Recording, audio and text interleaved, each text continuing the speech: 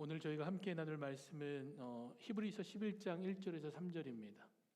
계속해서 저희가 Why Believe라는 그런 큰 주제 가운데 답이 되는 믿음이라는 소주제를 가지고 계속해서 말씀을 나누고 있습니다.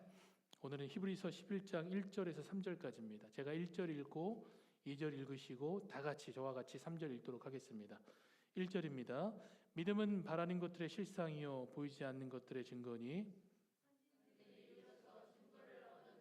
같이 읽겠습니다. 믿음으로 모든 세계가 하나님의 말씀으로 지어진 줄을 우리가 아나니 보이는 것은 나타난 것으로 말미암아 된 것이 아니니라. 아멘.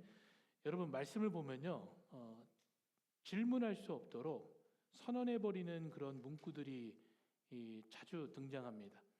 예를 들어서 이런 경우입니다. 이 사건에 대해서는, 이 구절에 대해서는 논의하거나 증명할 이유가 없다라는 겁니다.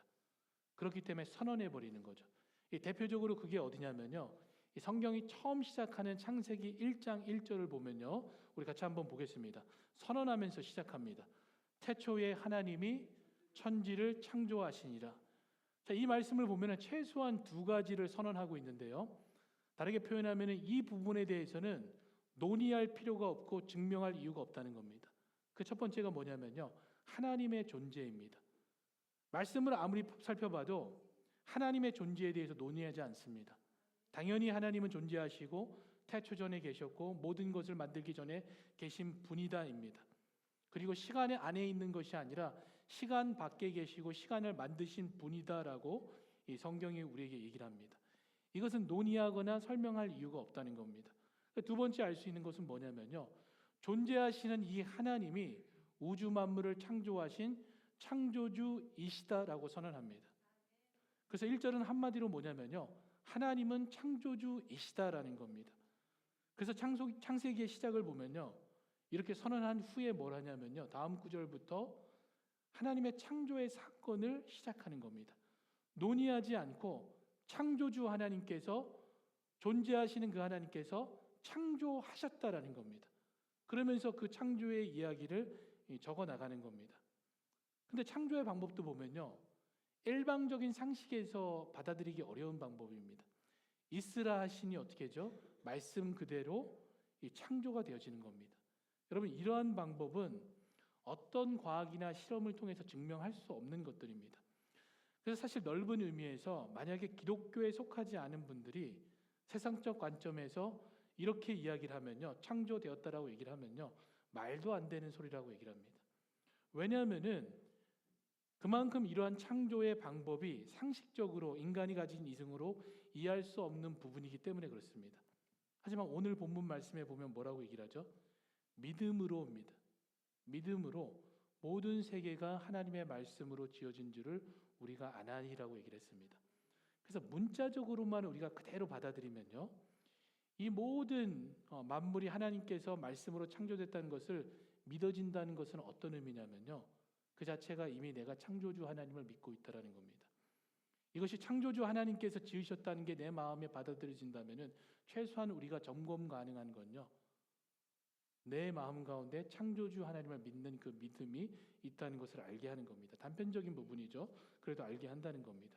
동시에 우리가 창조주 하나님을 믿는다면요, 그 의미는 어떤 게 포함되냐면요, 이 세상을 창조하신 그 하나님께서 이 만물의 주인이시다라는 고백이 그 가운데 담겨져 있는 겁니다. 그래서 구조적으로 생각해 보면요, 하나님은 창조주이시고 모든 만물은 그의 창조물이 되어지는 겁니다. 그로 말미암지 않고 만들어지지 않은 것이 하나도 없음을 우리가 고백하는 겁니다. 그래서 이것을 관계적으로 고백하면 어떻게 되냐면요, 만든 주인과 만들어진 것의 관계입니다. 그게 하나님과 우리의 관계가 되어지는 거죠. 이 관계가 갖고 있는 의미를 바울은 로마서에서 이렇게 설명을 했습니다. 로마서 9장 21절입니다. 토기장이 이야기죠. 저희가 잘 아는 말씀입니다. 토기장이가 진흙 한 덩이를 하나는 귀히 쓸 것으로 하나는 친히 쓸 것으로 만들 권한이 없느냐라고 이야기를 합니다. 무엇을 알게 해주죠? 창조주라면요, 귀히 쓸 것도 만들 수 있고 천히 쓸 것도 만들 수 있다는 겁니다. 이것은 그의 권한이고 당연히 그 권한은 창조주에게 있다고 합니다. 그렇기 때문에 그의 결정에 대해서 창조물이 반문할 수 없다는 겁니다. 그 결정의 옳고 그름에 대해서 판단할 수 없다는 겁니다. 그래서 바로 로마서 9장 21절 앞에 절에 보면 20절입니다. 20절에 이렇게 얘기를 합니다. 이 사람아 내가 누구이기에 감히 하나님께 반문하느냐. 지음을 받은 물건이 지은 자에게 어찌 나를 이같이 만들었느냐 말하겠냐라고 얘기를 합니다. 반문할 수 없다는 거죠. 좀 더 확장된 범위입니다. 좀 더 확장돼서 그 용도뿐만이 아니라 이 사랑의 정도나 수치라고도 표현할 수 있겠죠. 그 부분에 대해서는 어떻게 표현하고 있냐면요. 로마서 9장 13절입니다. 이렇게 표현합니다. 기록된 바 내가 야곱을 사랑하고 에서는 미워하였다 하심과 같으니라. 물론 이 의미에서 미움이라는 게 우리 인간적인 미움이 포함되지만 그것을 다 이야기하는 게 아닙니다. 하지만 문자 그대로만 생각해 볼 때 하물며 에서를 하나님께서 미워한다고 해서 창조주가 불의하냐라고 질문하는 겁니다. 왜 이렇게 질문했죠? 그렇지 않다라는 겁니다. 그것은 창조주이기 때문에 그러할지라도 그 권한은 하나님의 것이라는 겁니다. 그래서 여러분 믿음이 어떤 거냐면요. 하나님을 창조주로 하나님을 주권자로 인정하는 그 자체가 바로 믿음이 되는 겁니다. 그럼 반대로 죄는 뭐냐면요. 하나님을 나의 주로, 나의 창조주로, 나의 주권자로 인정하지 않은 그 자체가 뭐가 되냐면요. 죄가 되어지는 겁니다. 그래서 여러분 우리는 죄인입니다. 수시로 이러한 사실에 대해서 인정하지 않고 있기 때문에 그렇습니다. 수시로 우리가 어떻게 하냐면요. 내 삶의 주권자가 되려고 하고 주인이 되어서 그 모든 것을 내가 내 뜻대로 이끌어가려고 하는 겁니다. 그러면서 하나님의 주권을 인정하지 않는 겁니다.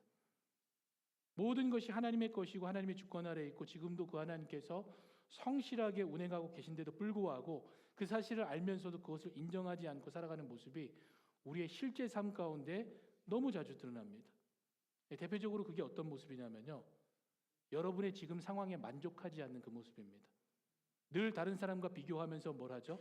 불평하고 원망하는 모습입니다. 감사하지 않는 거죠. 물론 이게 탐심과 욕망에서부터 불만족에서 나타나는 모습일 수도 있습니다. 하지만 그 원인 자체가 어디 있냐면요. 하나님을 나의 주권자로 창조적으로 인정하지 않는 데서 시작하는 겁니다. 여러분 우리 인생에 지금 여러분이 소유하고 있는 모든 것들이죠. 이 환경들 여러분이 얻은 것들입니다. 하나님께서 다 주신 거죠. 처음부터 하나님께서는 이 모든 것들을 우리에게 주셨습니다. 하늘은 누가 주셨죠? 하나님께서 주셨습니다. 바다는 누가 주셨나요? 하나님이 주신 겁니다. 땅도 마찬가지죠. 하나님이 주셨습니다. 그럼 공기는 누가 주셨죠? 하나님이 주시고 그 다음에 새와 동물들, 물속에 있는 모든 것들도 하나님께서 다 우리에게 주신 겁니다. 그래서 늘 우리는 뭘 하냐면요. 하나님께 받고 살아가는 사람들입니다. 지금의 삶도 매일매일도 하나님께서 우리에게 주신 겁니다. 그런데도 우리가 어떻게 하죠? 감사하지 않는 겁니다. 왜냐하면 하나님을 주권자로 인정하지 않고 창조주로 인정하고 있지 않기 때문에 범사에 감사하는 그 마음이 우리 가운데 나오지 않는 겁니다. 그럼 하나님이 주시는 원리는 어떻죠? 하나님은 우리에게 주실 때요 부족함이 없이 주십니다. 그리고 나에게 있어서 최선의 것으로 주시는 겁니다. 그런데도 어떻게 하죠? 원망하고 불평합니다. 다른 곳을 보면서 비교하면서 충분하지 않다라고 늘 얘기를 하는 겁니다. 여러분 하나님이 충분히 주신다는 것을 어떻게 알 수 있죠? 광야의 이스라엘 백성들을 보면 잘 알 수 있습니다. 이스라엘 백성들이 애굽에서 나와서 광야를 걷는 기간 동안에 그 어떤 누구도 음식이 없어서 물이 없어서 아니면은 그 해로운 그 독충에 의해서 물려 죽었다는 기록이 전혀 없습니다. 그 기간 동안 하나님께서 무엇을 하셨죠? 구름 기둥과 불 기둥으로 만나와 메추라기로 물로 끊임없이 그들을 보호해 주시고 인도하시고 채워주시고 건강을 유지시켜 준 모습이 성경에 그대로 기록되어 있습니다. 그 하나님이 지금도 우리를 보호하시는 겁니다. 물론 불뱀이 나타났죠. 언제 나타났죠? 그들이 그 가운데 만족하지 못하고 감사하지 못하고 원망하고 불평할 때 하나님께서 보호하시는 그 손을 딱 거두니까 불뱀이 와서 그들을 물게 되었을 때 어떻게 됐냐면은 죽게 되어지는 겁니다. 같은 현상입니다. 끊임없이 우리는 어떻게 하죠? 그 하나님께 만족하지 못하는 겁니다. 여러분 어떻게 사십니까? 내가 소유한 것에 대해서 감사하고 있나요? 내가 받은 것들에 대해서 감사하고 있나요? 아니면 여전히 다른 사람과 상황을 비교하면서 나의 처지에 대해 불평하고, 아니면 혹시나 지금 내가 얻고 있는 이 모든 것들, 월급은 그래도 최소한 내가 노력해서 얻은 거지, 그렇게 생각하고 있나요?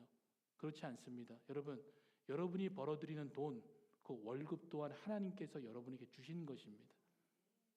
그게 우리가 창조주 하나님을 믿고 살아가는 믿음의 고백이 되어지는 겁니다. 근데 그것을 나의 것으로 생각한다면요, 그리고 더 받기를 원한다면요, 그 모습이 바로 뭐냐면요, 불신이고 원망이고 불평이고, 나의 삶의 주인이 지금 나 자신이 앉아 있는 거고, 하나님을 나의 삶의 주인으로 인정하지 않는 그 모습이 되어지는 겁니다. 여러분들, 이런 모습이 또 여러분의 기도에서도 많이 나타납니다. 물론 우리가 기도할 때 일용할 양식을 위해서 기도하라고 했습니다. 주기도문에 보면 나와 있죠. 그런데 실제 우리가 기도할 때 무엇을 위해서 가장 많이 구하나요? 성공을 위해서, 잘 먹고 잘 살기 위해서, 건강을 위해서 기도하고 살아갑니다. 정말 성경에서 그렇게 기도하라고 가르쳤나요? 성경에서는 그렇게 기도하라고 가르치지 않습니다. 일용할 양식을 구하라고 기도할 때도 분명한 목적이 있는 겁니다. 그냥 우리가 매일 먹을 것을 위해서 구하는 게 아닙니다. 그럼에도 불구하고 우리는 어떻게 하죠? 자녀들을 위해서도 축복할 때도 이 아이가 좋은 대학 가서 성공해서 돈 많이 벌고 건강하게 잘 살기 위해서 기도하는 겁니다.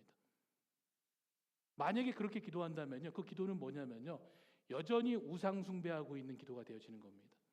여전히 하나님을 이용해서 내가 더 얻고자 하는 그 우상 숭배하는 모습이 바로 그런 모습이 되어지는 겁니다. 그럼 성경에서 우리에게 어떻게 기도하라고 가르치고 있었나요? 성경은 우리에게 어떻게 기도하라고 얘기를 하냐면요, 먼저 기도는 내가 얻고자 하는 것을 구하는 게 아닙니다. 기도는 창조주를 알기 때문에 그 하나님과 더욱 친밀해지기 위해서 하는 것이 기도가 되어지는 겁니다. 그게 기도죠. 인간이 이 땅 가운데 있으면서 가진 목적이 어디에 있냐면요, 하나님을 아는 것에 있습니다. 신앙 고백서에서는 뭐라고 표현하냐면요, 하나님을 영화롭게 하는 것과 그 하나님을 영원토록 즐거워한다고 얘기를 합니다. 근데 하나님을 알아야지 그 하나님을 즐겁게 하고 기쁘시게 할 수 있는 겁니다. 그래서 우리의 인생의 가장 큰 목적은 뭐냐면요, 그 하나님을 아는 데 있는 겁니다. 또 중요한 이유가 뭐죠? 영생은 이것이니 하나님을 아는 것과 그 하나님 아들 예수 그리스도를 아는 것이라고 얘기를 했습니다. 그럼 우리에게 가장 중요한 영생이 뭐냐면요, 하나님을 아는 데 있다는 겁니다. 그럼 성경이 말하는 그 안다는 것은 지식적으로 그 하나님을 아는 것을 이야기하는 게 아닙니다. 이 안다는 것은 뭐냐면요, 관계적 용어입니다. 그래서 하나님을 안다는 것은 뭐냐면 그 하나님과의 친밀도를 이야기를 하는 겁니다. 하나님을 알아갈수록 그 관계의 거리가 좁아지는 겁니다. 더욱더 친밀하게 그 하나님을 알며 살아가게 되어지는 거죠. 그럴 때 우리가 그 하나님을 알기 때문에 우리의 삶을 통해서 하나님을 기쁘시게 하고 그 하나님을 영화롭게 할 수 있는 겁니다. 만약에 그렇다면은 우리가 무엇을 위해서 기도해야 되죠? 하나님을 더 알기 위해서 간절히 기도해야 되는 겁니다. 찬송할 때 여러분 어떤 찬양하죠? 예수 더 알기 원함은, 그 다음에 뭐죠? 크고도 넓은 은혜와 대속해 주신 사랑을 간절히 알기 원하네. 그 다음 가사가 더 하이라이트합니다. 하이라이트가 뭐냐면요, 내 평생의 소원, 내 평생의 소원, 대속해 주신 사랑을 간절히 알기 원하네. 이렇게 찬양을 하는데, 그렇다면 우리가 어떤 기도를 해야 되죠? 간절히 주님을 알기를 원합니다 라는 그런 기도가 우리에게 나와야 되는 겁니다. 왜 그렇죠? 평생의 소원이 이건데, 평생의 소원을 위해서 간절히 기도해야 되는 게 당연한 겁니다. 그런데도 여전히 무엇을 위해 기도하는 거죠? 이미 주신 것에 대해서 만족하지 못하고 더 달라고 보채고 있는 겁니다. 자녀들 위해서도 마찬가지죠. 성공을 위해서 기도하는 게 아니고요, 친밀한 관계를 위해서 기도해야 되는 겁니다. 이 자녀가 하나님과의 친밀한 관계가 되기 위해서 우리가 끊임없이 기도하며 살아가야 되는 겁니다. 두 번째 성경이 가르쳐주는 기도는 어떤 거냐면요, 나의 뜻을 위해서 기도하는 게 아니고요, 하나님의 뜻에 나를 맞춰가기 위해서 기도하는 겁니다. 그래서 나의 뜻을 하나님의 뜻에 일치할 수 있도록 기도하는 거죠. 여러분, 하나님은 창조주이시고 나를 만드신 분입니다. 그 용도까지도 하나님께서 정하셨습니다. 그렇다면은 이 창조를 안다면은 나의 뜻으로 살아가기 위해서 아둥바둥하는 게 아니고요, 하나님의 뜻에 나를 일치시키기 위해서 살아가는 겁니다. 끊임없이 하나님이 나를 창조한 그 목적을 발견하고 그 은사에 맞게 내가 살아가기 위해서 어떻게 되냐면은 일치시키는 그 삶을 살아가야 되는 겁니다. 근데 이 기도는 당연히 어렵습니다. 하나님의 뜻을 나를 맞춰가기 위해서 무엇을 해야 되죠? 내 뜻을 꺾어야 되는 겁니다.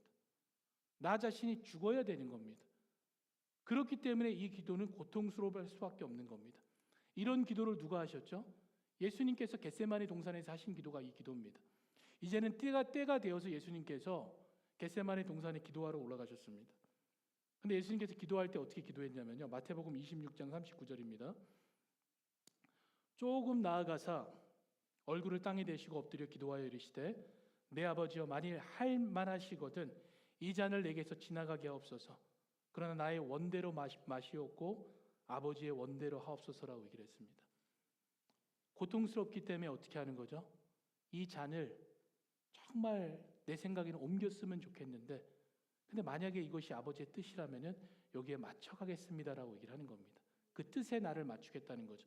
근데 마태복음에는 이것이 얼마나 간절하고 고통스러운지 기도인지는 기록이 안 돼 있습니다. 근데 똑같은 상황을 누가복음에서 기록했는데요. 누가복음 22장 44절입니다. 뭐라고 표현하냐면요. 예수께서 힘쓰고 애써 더욱 간절히 기도하시니 땀이 땅에 떨어지는 핏방울 같이 되더라고 얘기를 했습니다. 어떻게 기도하셨다고 표현하죠? 애써 더욱 간절히 힘쓰고 애써 간절히 기도했다고 얘기를 합니다. 근데 그 모습이 어떤 모습이죠? 땀이 핏방울이 돼서 떨어질 정도로 나의 뜻을 무너뜨리고 나 자신을 하나님께 일치하며 살아가는 겁니다. 이 정도로 고통스러운 게 뭐냐면요. 하나님의 뜻에 나를 맞추는 과정입니다. 그렇기 때문에 어떻게 되냐면 간절히 기도해야 되는 겁니다. 정말 우리가 이러한 간절함, 힘쓰고 애써 더욱 간절히 기도하는 그 기도가 우리에게 있는지 여러분이 살펴봐야 되는 겁니다. 여러분 이게 말씀이 우리에게 가르쳐주는 기도입니다. 그리고 마지막으로 무엇을 위해서 기도해야 되죠? 소망을 위해서 기도해야 되는 겁니다. 왜냐하면요 믿음은 바라는 것들의 실상이요 보이지 않는 것들의 증거라고 얘기했습니다. 그리고 선진들이 우리의 믿음의 선배들이죠. 이로써 증거를 얻었다고 얘기를 합니다. 여기서 실상이라는 것은 확신 또는 증거라고 해석이 많이 되어집니다. 아직 일어나지 않았지만 그리고 현재 손에 쥐고 있지 않지만 그것이 이루어질 것을 신뢰하는 것을 표현하는 겁니다. 그것이 믿음이라고 얘기를 하는 거죠. 그래서 1절에서는 사실은 믿음의 정의를 얘기를 하는 게 아닙니다. 여기서 말하는 것은 뭐냐면요. 믿음이 실제적으로 우리의 삶에 어떻게 역사하는지를 가르쳐 주는 겁니다. 믿음의 본질에 대한 부분이죠. 한마디로 믿음은 뭐라고 표현하죠? 바라는 바가 실제로 드러날 것을 확신하는 것이 믿음이라는 겁니다. 보이지 않는 하나님의 약속이 분명히 이루어질 것을 신뢰하고 확신하는 것이 믿음이 되어지는 겁니다. 그래서 저희는 여기서 주목하는 게 뭐냐면요. 이로써라는 단어가 저는 주목하는 단어가 됩니다. 왜냐하면 이로써는 뭐냐면요. 믿음으로 말미암아라는 뜻이 됩니다. 그래서 믿음으로 말미암아가 증거를 얻었느니랑 합쳐지면요. 어떤 표현이 되냐면요. 이게 수동태로 만들어져 있습니다. 그 이유는 하나님께서 선진들에게 그 증거를 주셨고 믿음의 여정을 걸어갈 수 있게 하셨다는 겁니다. 그래서 믿음으로 말미암아 하나님께서 그 선진들에게 이 증거를 주셨기 때문에 그들이 이 믿음의 여정을 걸어갈 수 있었다는 겁니다. 하나님께서 우리에게 무엇을 허락하신 거죠? 믿음을 허락하신 겁니다. 그렇기 때문에 보이지 않는 것들이 확실히 이루어질 것을 우리가 바라봄으로 신뢰함으로 이 믿음의 여정을 걸어가게 되어지는 겁니다. 그 예가 뭐라고 표현하냐면 창조라는 겁니다. 창조를 본 사람은 아무도 없는데 3절이죠. 세상이 처음 시작될 때 무슨 일이든지 확인될 수가 없는데 그럼에도 불구하고 믿음으로 말미암아 세상이 하나님의 말씀으로 지어진 줄을 알게 됐다는 겁니다. 그래서 여러분 이것은 믿음으로만 이해할 수 있다라고 증언하고 있습니다. 그래서 우리가 믿음으로 볼 때만 지금 우리가 만지고 볼 수 없는 이 세계가 우연이 된 것이 아니고 어떤 유물론적인 사상으로 말미암아 형성된 것이 아니고 보이지 않는 하나님의 말씀으로 그대로 창조되었다는 것을 받아들이고 믿게 되어지고 확신하게 되어진다는 겁니다. 여러분 지금 하나님이 우리가 이 창조의 하나님을 고백한다는 것은 뭐냐면요. 이 세 가지 의미를 갖고 있습니다. 하나는 하나님이 하신 일을 믿는 겁니다. 그리고 또 하나는 하나님이 지금 하고 계신 일을 믿게 되어지고요. 그 다음에 앞으로 하나님이 하실 일을 믿는다는 겁니다. 그렇다면 하나님께서 우리를 위해서 하신 일은 뭐죠? 예수 그리스도를 이 땅 가운데 보내신 일입니다. 태초에 모든 만물이 그로 말미암아 만들어졌고, 그리고 이 창조의 하나님께서 인간의 몸으로 이 땅 가운데 오신 겁니다. 그 창조주가, 모든 것이 그로 통해서 만들어졌는데 그 창조주가 이 땅에 오신 겁니다. 그래서 지금 이 고통스러운 일일지라도 하나님의 뜻에 자신을 맞추어 그 고통스러운 길을 걸어가셨습니다. 그러면서 하나님의 뜻을 성취하고 스스로 걸어가신 그 길이 어디냐면 십자가의 길입니다. 그 십자가에서 우리를 위해서 대신 죽으시고 그의 피로 우리의 값을 치르신 겁니다. 그리고 나서 3일 만에 하나님께서 부활하셔서 우리에게 진정한 소망이 무엇인지를 보여주신 겁니다. 그게 하나님이 하신 일입니다. 그럼 지금 하나님이 하고 계신 일이 뭔가요? 이 만드신 모든 우주 만물을 하나님께서 여전히 다스리고 계십니다. 들의 백합화를 보라고 얘기를 합니다. 누구도 물을 주지 않고 거름을 주지 않는데도 이 꽃이 어떻게 되냐면 피어나가 있습니다. 공중의 새를 보라고 얘기를 하죠. 그 동물들이 어떠한 질서에 맞게 자신들이 운행되어지고 있습니다. 무엇 때문에 그게 가능한 거죠? 하나님께서 그의 성실하심으로 운행하고 계시기 때문에 그렇습니다. 하물며 풀과 동물들도 그렇게 하는데 하나님께서 만드신 우리는 어떻겠습니까? 우리의 삶 가운데서도 하나님께서 지금 우리의 삶 가운데 말씀으로 인도하시고 우리와 함께 하시고 그리스도 안에서 주님과 동행하는 그 삶을 살아가게 하시는 겁니다. 그리고 말씀으로 날마다 변화되어져서 그 예수 그리스도를 더욱더 깊이 알게 하시는 그 삶을 저희가 경험하며 살아가게 되어지는 겁니다. 그게 지금 하나님께서 하고 계신 일입니다.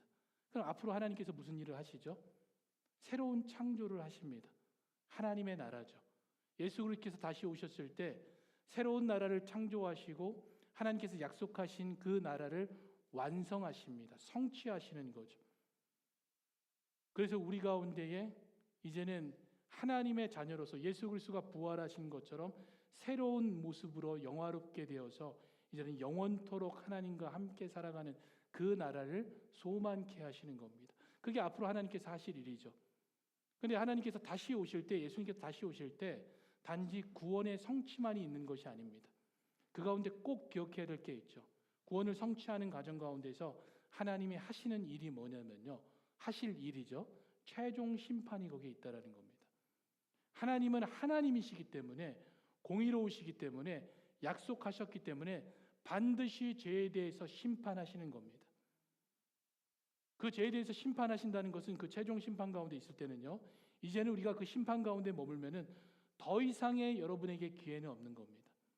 영원토록 성경이 그려주는 그 지옥에서 머물러 영원히 살게 되어지는 겁니다. 우리가 우리의 구원의 성취만 보는 게 아니고요, 이 최종 심판도 우리가 바라봐야 되는 겁니다. 하나님께서는 반드시 이 일을 다시 오셔서 하나님께서 하신다는 겁니다. 그때는 더 이상의 기회는 없습니다. 하지만 우리의 시선에서 더디 오는 것 같고 하나님께서는 오시는 그 시간 사이에는 뭐가 있냐면요, 회개의 시간이 있는 겁니다. 끊임없이 우리가 복음을 듣고 회개하고 하나님께 돌아갈 수 있는 그 시간이 있는 겁니다. 그렇기 때문에 우리에게 주어진 사명은요, 끊임없이 예수 그리스도의 이름을 증거하며 살아가야 되는 겁니다. 땅 끝까지 이르러 이 미션을 우리가 감당하면서 하나님의 잃어버린 영혼들이 돌아올 수 있도록 그 삶을 살아가는 겁니다. 여러분, 우리의 유일한 구원자는 예수 그리스도밖에 없습니다. 그 하나님께서 이 모든 만물을 창조하시고 지금도 우리와 함께 하시고 다시 오셔서 그 구원을 성취하시고 우리를 심판하십니다. 그 예수 그리스도가 나의 구주로 믿어지고 구주와 동행하는 그 삶을 살아가는 분들이 저와 여러분이 되기를 축복합니다. 우리 같이 기도하겠습니다. 하나님 감사합니다. 하나님의 창조가 믿어지게 하시니 감사를 드립니다. 말씀대로 그대로 되었음을 말씀을 통해서 확인하게 하시고 그것이 나의 삶 가운데 믿어짐으로 살아가게 하시니 감사를 드립니다. 이 믿음을 가지고 이전부터 지금까지 성실하게 일하시는 그 하나님을 고백하고 살아가게 하여 주시옵소서. 그 하나님을 알므로 우리가 하나님과의 더욱더 친밀한 관계 속에서 살아가게 하시고 그 하나님을 알기 때문에 날마다 나의 뜻을, 나의 정욕을, 탐심을 죽이고 하나님의 뜻에 나 자신을 일치하며 살아가는 그 삶이 되어지도록 인도하여 주시옵소서.